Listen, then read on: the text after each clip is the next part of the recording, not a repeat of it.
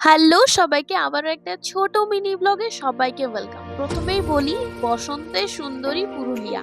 বসন্তকালে পুরুলিয়া সৌন্দর্য মেপে এবং চোখে দেখে শেষ করা যাবে না, আর এই কথাটা একদম বিশ্বাসযোগ্য এবং প্রমাণিত। যাই হোক, আজকে আবারও চলে এসেছি আমাদের গর্ব, আমাদের জয়চণ্ডী পাহাড়।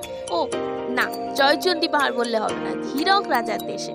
চারিদিকে পলাশের মাঝখানে আমাদের দণ্ডায়মান জয়চণ্ডী পাহাড়ে আজকে ওপরে উঠবো। চলো তোমাদের সাথেও গল্প করতে করতে ওপরে যাই।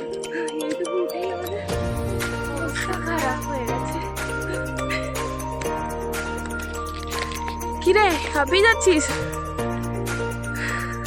আজকে আমরা সবাই মিলে চলে এসেছি জয়চণ্ডী পাহাড়ে উঠবো বলে।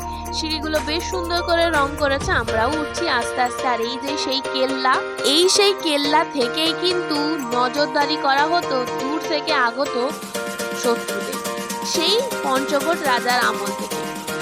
খুবই সুন্দর এবং প্রচুর প্রচুর টুরিস্ট, দেখো কত টুরিস্ট হয়েছে।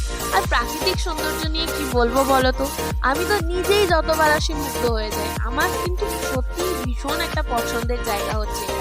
পড়ন্ত বিকেলে অস্তগামী সূর্য কি সুন্দরভাবে প্রকৃতির কোলে ঘুমিয়ে পড়ছে, অসম্ভব সুন্দর। এবং তার মধ্যে আজকে সকাল থেকে যেহেতু একটু মেঘলাচ্ছন্ন ছিল, তাই চারিদিকে প্রচুর কুয়াশা।